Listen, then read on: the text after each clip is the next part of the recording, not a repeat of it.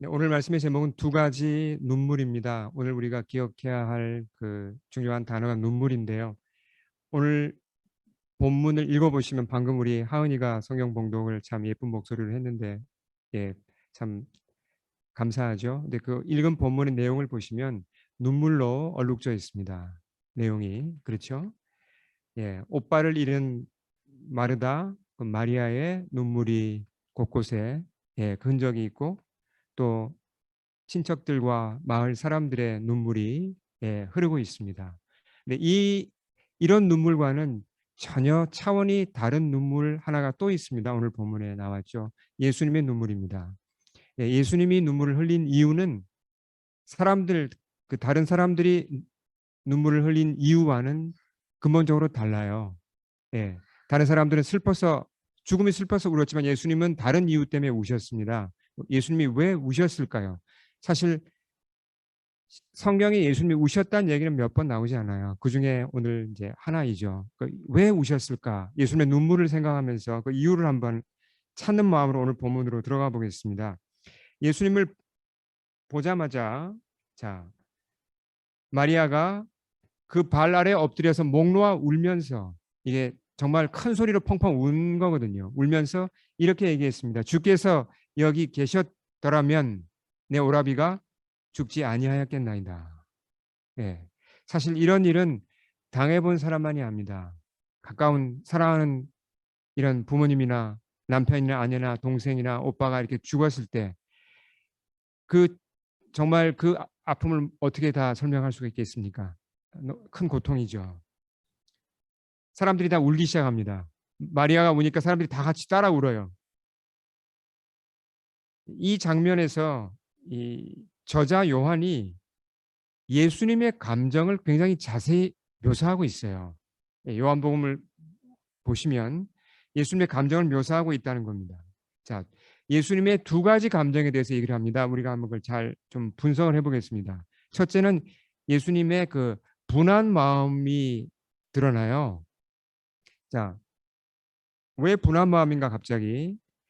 33절 우리 같이 한번 읽어보겠습니다. 33절 시작. 예수께서 그가 우는 것과 또 함께 온 유대인들이 우는 것을 보시고 심령에 비통히 여기시고 불쌍히 여기사. 네, 우리가 지금 가지고 있는 성경이 한글 성경이 보통 개역 개정입니다. 근데 그보다 전에 사용하던 성경은 개역 성경이죠. 네, 근데 어떤 번역은 개역 성경이 더 좋아요. 예, 개역 개정보다. 예, 제가 이제 그 여러 학자들이 쓴 것을 찾아봤는데 여기서 그 심령의 비통이 여기시고 이 비통이라는 번역보다는 개역 성경에서 통분이 여기시고가 더 맞습니다. 영어 표현에도 보시면 이제 두 가지로 다 나와 있어요. 그 예수님이 화를 내셨다는 게 맞습니다. 예, 굉장히 그 마음 아파하시면서 화를 내셨어요. 네. 이 비통이 여기다, 그러니까 이 원어를 보시면요, 이 단어가 원래는 그 말, 달리는 말의 콧소리를 나타내는 단어예요. 말이 이제 제가 흉내내긴 좀 어렵고요. 말이 그 콧소리 내잖아요. 근데 이제 그걸 사람한테 쓰면 그 단어를 사람이 좀 이렇게 심하게 화를 낼 때 쓰는 단어입니다. 네. 자, 그러니까 분노의 신음소리를 뱉다, 뭐 이렇게 표현할 수가 있는데요. 지금 예수님이 지금 어떻게 하셨다는 겁니까? 마리아와 그를 따라온 유대인들이 사람들이 통곡하는 것을 보시면서 예수님의 마음 깊은 곳에서부터 어떤 분노가 올라온다는 거예요. 그러니까 분노를 표출하셨어요. 자, 38절에 똑같은 표현이 다시 한번 나옵니다. 속으로 비통이 통분이 여기셨다 그랬죠. 두 번이나 강조되어 있습니다. 예수님이 화를 냈다는 게 도대체 그러면 누구를 향하여 화를 내셨을까요? 예수님께서. 네. 자, 마리아가 잘 믿지 못하고 불신에 빠져 있으니까 마리아 때문에 믿지 못하는구나 화가 난 걸까요? 아니죠. 그렇지 않습니다. 아니면 옆에 있는 마을 사람들이 계속 울기만 하니까 화가 나셨나? 그것도 아닙니다. 자, 이 문맥을 보면 드러난 건 뭐냐면 예수님이 화를 내신 대상은 죽음 자체입니다. 굉장히 좀 특이해요. 죽음 자체를 향하여서 화를 내셨습니다. 물론 사랑하는 사람이 이렇게 죽으면 사람들이 슬플 뿐만 아니라 또 분노도 일어나죠. 보통 그렇잖아요. 근데 그 분노의 대상이 누군가 하는 겁니다. 사람이 죽었습니다. 부당한 일로 죽었습니다. 억울한 일을 당해 죽었습니다. 그러면 분노가 당연히 일어납니다. 누구를 향하여 분노하는 겁니까? 그 사람을 죽게 한 어떤 권력이나 뭐 단체나 개인이나 그 대상을, 그 부당한 대상을 향하여 우리가 화를 내죠. 근데 죽음 자체를 향하여서 화를 내는 사람 여러분 들어보셨습니까? 그럼 말이 안 되는 소리죠. 네. 지난주 9월 28일에요. 여기 봄이 이제 아메리카 원주민이죠. 여러분 혹시 이 조이스 에차콴이라는 분 혹시 이 사건 아시는 분 계세요? 뉴스에서 들어보셨죠? 네. 원주민 이제 젊은 이제 여성인데요. 의료 사고로 죽은 지 1년이 되었습니다. 그래서 이제 크게 이슈가 됐는데요. 죽을 당시 작년에 37이었습니다. 아이가 7명 있었어요. 원주민들이 보통 결혼을 빨리 하니까. 근데 어떻게 죽게 됐냐면 이 이제 조이스가 저쪽 케벡 졸리에트 근처 여기서 그렇게 멀지 않습니다. 한 2시간 떨어진 그곳에서 이제 복통이 심해서 병원에 입원을 했습니다. 근데 의료진이 몰핀을 투여했어요. 근데 몰핀 투여해도 그 이제 양도 조절하고 해야 되잖아요. 근데 이게 이 조이스가 자기가 몰핀에 부작용이 있다고 알러지가 있다고 이제 항의를 했는데 그게 받아들여지지 않았어요. 예. 더욱이 거기 병원에 있던 의료진들이 조이스를 아주 심하게 이제 놀리고 욕설을 했습니다. 인종차별적인 언행을 했어요. 그것도 한두 마디 한 게 아니라 계속해서 입원해 있는 동안에 어, 그러니까 자기가 힘들다고 항의하는 건 받아들여지지 않고 계속 욕설을 해대고 무시받고 하니까 이 이제 조이스가 페이스북 라이브로 그 상황을 그냥 찍은 겁니다. 라이브로 찍어서 올렸어요. 자기가 소리 지르는 거, 뭐 의료진들이 욕하는 게 그대로 다 올라갔습니다. 페이스북에. 근데 그날 죽었어요, 이분이. 그래서 이 조사에 들어갔는데 밝혀진 것이 이제 의료 사고임이 밝혀졌습니다.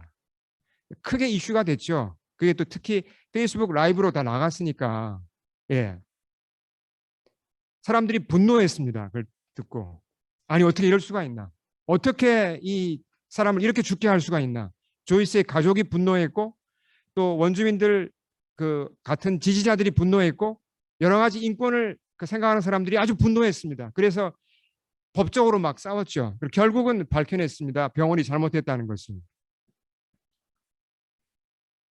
자, 이 조이스의 죽음 앞에 사람들이 분노한 건 우리가 배워야 합니다. 여기서 우리가 인권을 지키고자 하고 원주민들의 그 약한 인권을 우리가 그분들을 도와주고 인권을 바로 세우고 정의를 바로 세우는 건 중요한 일입니다. 우리 크리스찬들도 관심을 가지고 이런 일에 우리가 할 수 있는 부분을 해야 되는 거죠. 근데 이 사건이 우리에게 알려주는 또 한 가지 굉장히 중요한 것이 있습니다. 중요한 걸 우리가 배워요. 이 사건을 통해서. 자, 무슨 얘기냐면 억울한 조이스의 죽음을 향하여 사람들이 이건 부당하다. 그리고 싸웠죠. 싸운 대상이 누구예요? 그 병원을 대상으로 싸운 거고 어떤 권력을 대상으로 싸운 거고 뭐 케벡 주정부가 잘못했다면 주정부를 대상해서 싸운 거죠.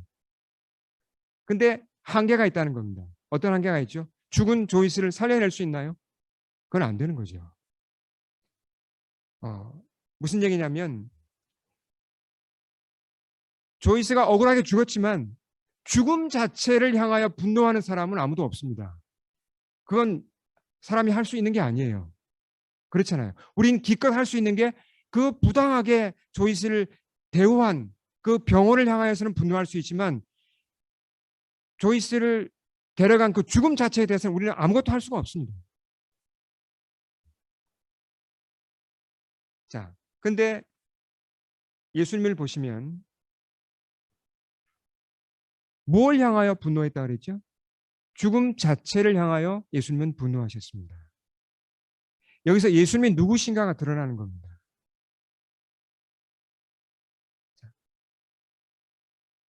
예수님이 왜 분노하시는가? 사람들을 두렵게 하고 사람들을 슬픔에 빠뜨리고 우울에 빠뜨리는 죽음에 대해 분노한 거예요.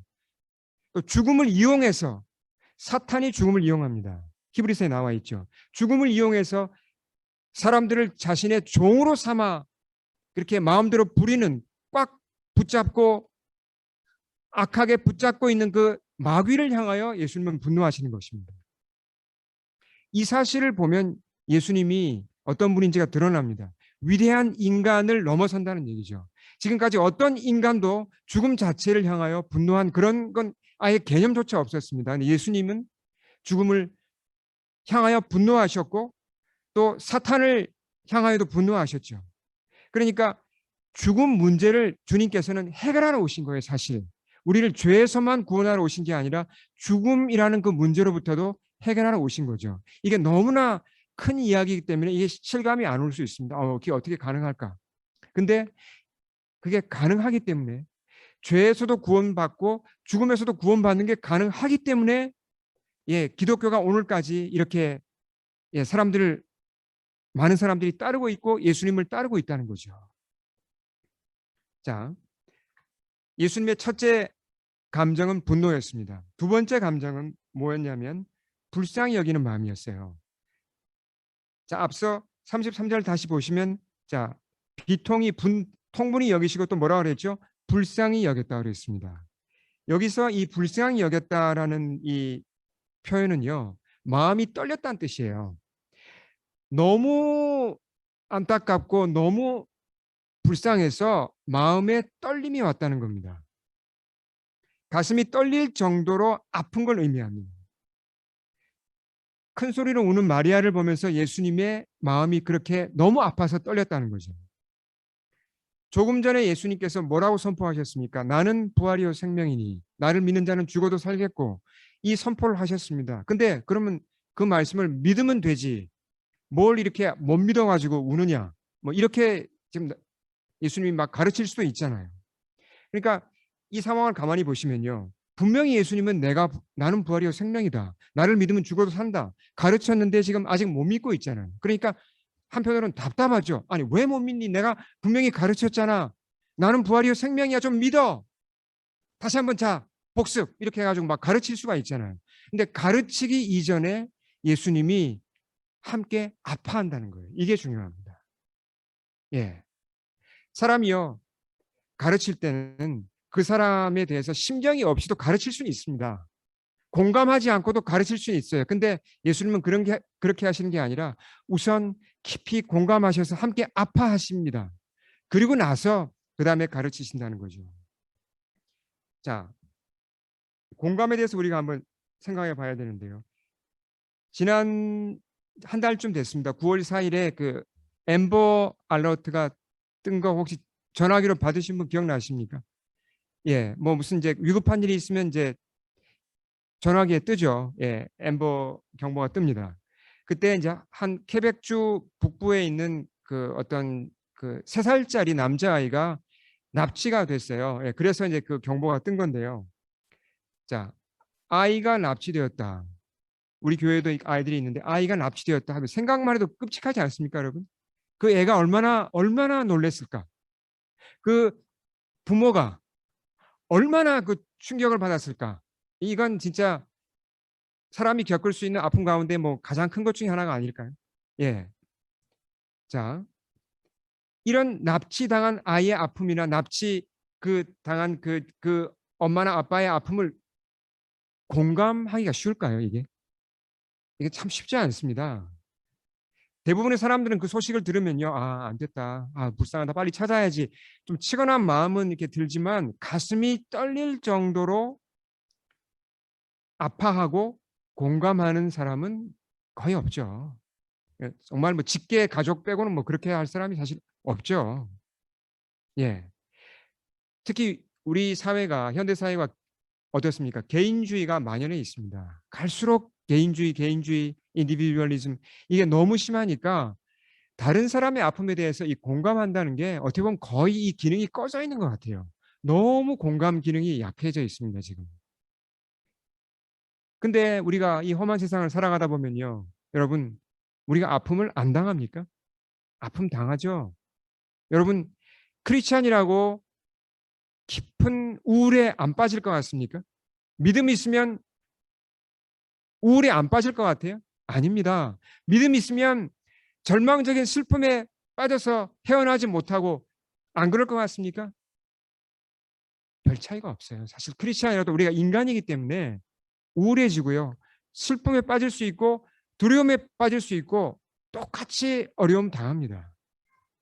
자, 근데 우리가 이런 어려움을 당했을 때 슬픔에 빠지거나 우울에 빠지거나 어떤 두려움에 빠지거나 무력감에 빠졌을 때 정말 나는 혼자구나 외롭다고 느낄 때 반드시 기억해야 할 게 무엇입니까? 공감하는 자가 한 분이 계시다는 겁니다. 적어도 누구죠? 예수님이 계시다는 겁니다. 그분은 내게 뭘 가르치려고 하기 이전에 어떻게 하신다고요? 내 아픔을 보시고 벌써 가슴부터 떨리세요. 그 표현입니다. 예수님이 보시면 불쌍한 마음에서 뭐라 그랬습니까? 불쌍히 여기사 greatly troubled. 그분의 가슴이 마음이 우리를 보시면서 떨린다. 함께 아파한다는 거죠. 자, 더 나아가서 보시면 이제 예수님의 눈물에 대해서 한번 보겠습니다. 34절, 35절 우리 같이 한번 읽겠습니다. 시작. 이르시되 그를 어디 두었느냐? 이르되 주여 와서 보옵소서 하니 예수께서 눈물을 흘리시더라. 전혀 예상하지 않았던 예수님의 눈물이 여기서 등장합니다. 대화 중에 예수님이 우세요. 예. 신약 성경에 제가 알기로 제 기억이 맞다면 한 3번 정도 예수님의 눈물이 기록되어 있는데 그 중에 하나죠. 자, 사랑하는 오빠의 죽음 앞에서 비통하게 우는 마리아의 아픔을 공감하시면서 함께 우시는 겁니다. 근데 예수님 전능하신 분이시잖아요. 완벽한 지혜를 가진 분이고 사실 우리가 가진 모든 문제의 답을 다 아실까요? 그분이? 다 아세요. 어떻게 하면 더 풀리는지 다 아시는 분입니다. 근데 가르치려고 하고 그거 아니야. 이렇게 하면 돼. 너 그거 우울하지? 이렇게 하면 돼. 뭔가 가르치고 방향을 주고 지시하기보다 먼저 우세요. 이런 분이 우리 예수님이십니다. 근데 우리가 하나 생각할 게 있어요. 예수님이 엄밀히 말하면 그냥 보통 인간이 아니잖아요. 하나님이시잖아요. 전능하신 분이고 영원한 분이고 이분이 우리랑 비교하면 너무나 차원이 높으신 분인데 이분이 어떻게 우리 아픔을 공감할까? 사실요. 이 격차가 크면 공감이 어려운 겁니다. 그렇잖아요. 제가 어떻게 그 강아지의 아픔을 제가 다 이해할 수 있겠습니까? 사실 어렵죠. 예. 강아지도 저의 아픔을 어떻게 격차가 크니까 강아지랑 저랑 서로 공감이 잘 안 되잖아요. 보면. 예. 뭐 공감이 잘 되시는 분도 가끔 계시지만. 예. 근데 하나님의 아들 그 높으신 분이 그 강력한 분이 어떻게 사람들의 약함을 공감할 수 있을까?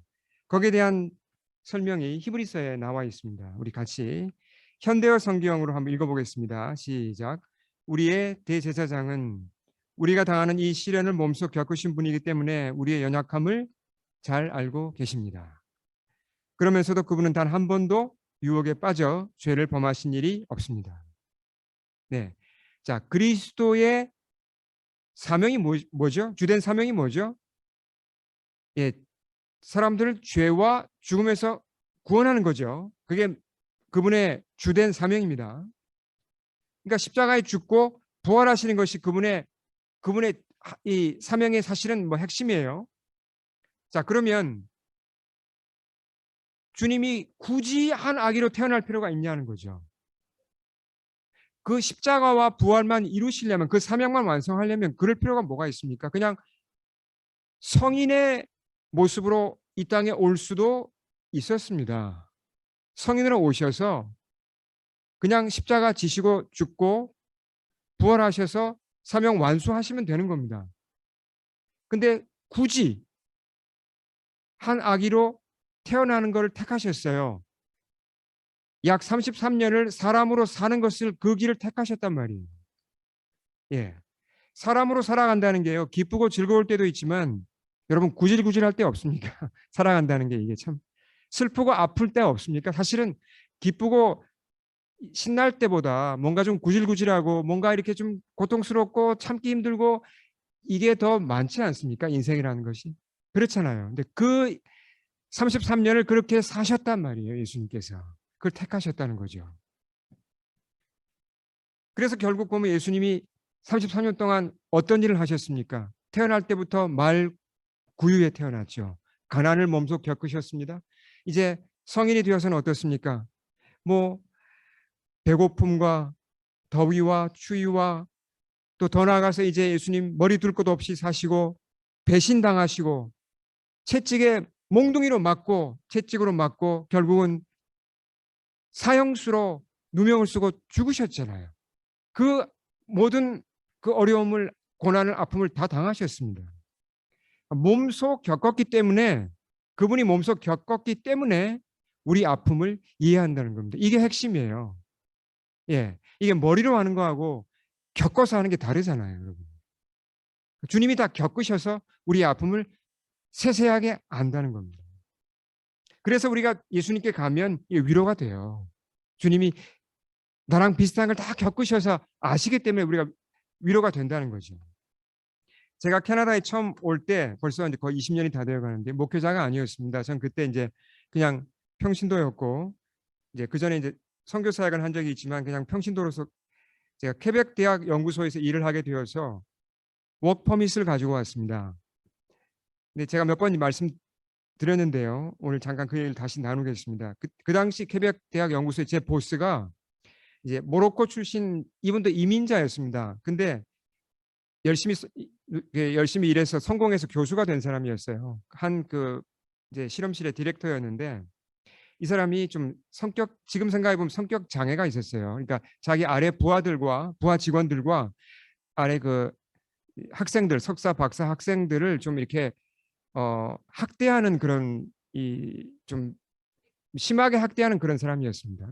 제가 이제 일을 하러 가보니까 이미 소문이 파다하게 나 있었어요. 조심하라고. 이제 학대 당하니까 조심하라고. 예.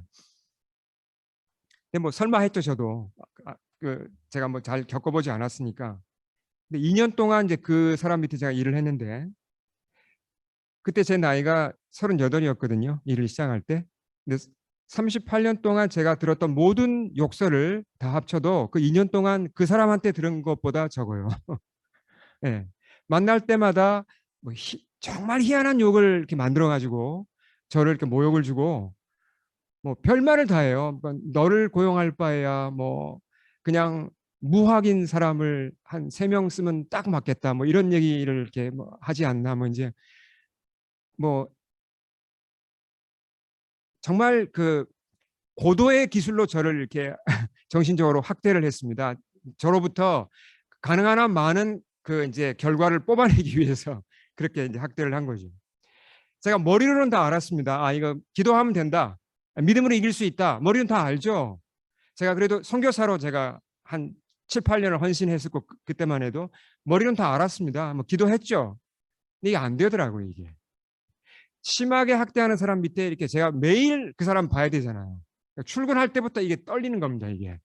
운전대를 잡고 그 실험실에 도착을 하면 이게 떨리기 시작해요. 제 가슴이. 이 경험해 보신 분만 압니다. 이거. 예. 뭐 그 사람이 당장 저를 뭐 때리고 그게 아닌데 너무 심하게 말로 학대를 하니까 이게 제가 감당이 안 되는 거예요. 그러니까 일종의 우울증이 오더라고 저도. 제가 크리스찬인데. 그러니까 머리로는 다 알고 어떻게 하면 이긴다는 거 아는데 실제로 제 모습은 바람 빠진 타이어예요. 힘이 하나도 안 들어가는 거예요. 근데 그 무렵에 저희가 퀘벡 현지 교회에 다녔는데 퀘벡 사람들이 불어교회였죠. 2주에 한 번씩 하는 목장 모임이 있었습니다. 거기서 이제 너무 답답하니까 제가 그 솔직하게 제 얘기를 다 했어요. 그랬더니 진짜 함께 울어주더라고 그분들이. 그러니까 정말 공감하면서 위로하고 다 들어주고 또 이제 어떤 분은 뭐 자기가 직장 생활 해봤는데 이런 어려움이 있다고 저한테 실제적인 그런 조언도 해주고 그러면서 정말 큰 도움을 받았어요. 이제 그 가운데 제가 깨달은 게 있습니다. 그분들의 위로를 받으면서 제가 깨달은 게 뭐냐면 아 예수님이 내 아픔을 아시는구나. 이런 식으로 나를 위로하시는구나. 이게 딱 와닿더라고요. 거기서 제가 이길 힘을 얻었어요. 그래서 점점 힘을 얻어서 2년을 잘 견뎠습니다. 예. 그 보수 밑에 잘 깨끗하게 아름답게 마무리를 하고 새 직장으로 옮길 수가 있었죠. 나중에 목회를 하면서 뒤를 돌아보니까 그때는 정말 고통스러운 그 2년이었는데 그 경험이, 그 아픈 경험이 제게 큰 유익이라는 걸 제가 알게 되었어요. 목회를 해보니까. 예. 왜 그런지 아시겠죠? 제가 이민자로서 좀 그런 심한 아픔을 겪어봤기 때문에 우리 교우님들이 이민자로서 이 사회에 일하시고 뭐 또 공부하고 뭐 이 적응하느라고 겪는 아픔을 제가 보다 쉽게 이게 공감이 가는 거예요. 뭐 어려움 당한다 그러면 제가 벌써 뭐 이렇게 가르치고 뭔가 노하우를 전수하기보다 일단 제가 마음이 그냥 아파요, 저도. 왜냐하면 제가 똑같은 일을 당해봤기 때문에 예, 공감이 그냥 자동으로 됩니다. 그러니까 참 목회하는 데 많은 도움을 주고 있습니다. 하나님 참 놀라운 분이죠. 저를 그렇게 또 예비시키시고. 자, 주님이 우리 아픔에 공감하십니다. 꼭 우리 이 사실을 기억해야 합니다. 근데 그렇다고 우리와 함께 우는 것으로 끝나지 않는다는 거죠. 자, 주님은 우리의 슬픔을 뿌리로부터 해결하시는데요. 어떻게 해결하시는지 우리 한번 본문을 따라가면서 한번 보겠습니다. 나사로의 무덤으로 가셨죠? 그리고 이렇게 말씀하십니다. 뜬금없이 전혀 아무도 예상하지 않은 얘기를 하십니다. 돌을 옮겨 놓으라. 무슨 돌이죠? 무덤 막고 있는 그 돌문입니다. 돌을 옮겨 놓으라. 문을 열라는 얘기예요. 예. 마르다가 답합니다. 주님, 죽은 지 이미 나흘이 되어서 냄새가 나는데요. 이거 주님 무슨 말씀하십니까 지금? 뭐 너무나 이해가 가는 얘기죠. 사실 죽은 시신을 다시 본다는 게 무슨 의미가 있습니까? 자, 여기서 보면요. 이 마리아와 마르다도요. 한 번 말씀을 듣는다고 이게 사람이 금방 믿음이 생기는 게 아니라는 걸 여기서 알 수 있습니다. 지금 분명히 조금 전에 얼마 전에 나는 부활이요 생명이니 나를 믿는 자는 죽어도 살겠고 무릇 살아서 나를 믿는 자는 영원히 죽지 아니하리니 이것을 내가 믿느냐? 믿는다 그랬어요. 근데 지금 못 믿고 있잖아요. 또 이렇게 왔다 갔다 합니다. 이게 우리 약한 우리의 모습이죠. 주님이 이렇게 계속 강조하십니다. 자, 40절 우리 암송하시기 바랍니다. 이 말씀 꼭 암송하시기 바랍니다. 같이 읽겠습니다. 시작. 예수께서 이르시되 내 말이 내가 믿으면 하나님의 영광을 보리라 하지 아니하느냐. 믿으면 하나님의 영광을 보리라 하지 아니하느냐. 믿음을 촉구하시죠. 돌문을 드디어 열었습니다. 믿음을 갖고자 예를 쓰는 거죠. 불신의 문이 옮겨졌습니다. 자, 이때 주님이 이제 기도를 하세요. 또 특이하게. 뭐라고 기도하십니까?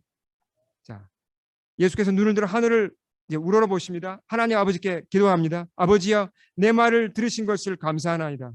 항상 내 말을 들으시는 줄 내가 알았나이다. 그러나 이 말씀 하옵는 것은 둘러선 무리를 위함이니 곧 아버지께서 나를 보내신 것을 그들로 믿게 하려 함이니이다.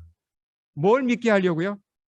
예수님이 평범한 인간이 아니라 하나님의 아들이시다라는 걸 믿게 하기 위해서 이렇게 말씀을 하셨습니다. 기도를 마치시고 큰 소리로 부르셨어요. 나사로야, 나오라! 놀라운 일이 일어났습니다. 실제로 역사적 사건입니다. 이것은. 자, 실제로 나사로가 여기 제가 화면에 띄우진 않았는데요. 44절에 보시면 살아서 나사로가 무덤 밖으로 나왔죠. 이것은 역사적인 실제로 일어난 사건입니다. 이 사건의 의미가 중요하죠. 자, 분명히 예수님께서 앞서 하신 이 말씀입니다. 나는 부활이요 생명이다. 이게 말로 끝나지 않았고 실제로 살아있는 말씀이고 사실이라는 것이 나사로의 부활로 증명되었습니다. 나사로의 부활은 또 앞으로 일어날 어떤 사건에 대한 예표였죠. 예수님이 죽으셨으나 다시 사흘 만에 살아나신다는 사건에 대한 예표였습니다. 부활이란 것이 기독교를 만든 이 종교 전문가들이 만들어낸 그런 무슨 이 공교한 개념이 아니에요. 만약에 그랬다면 기독교는 벌써 오래전에 그냥 망했습니다. 거짓말을 어떻게 2000년을 믿을 수 있습니까?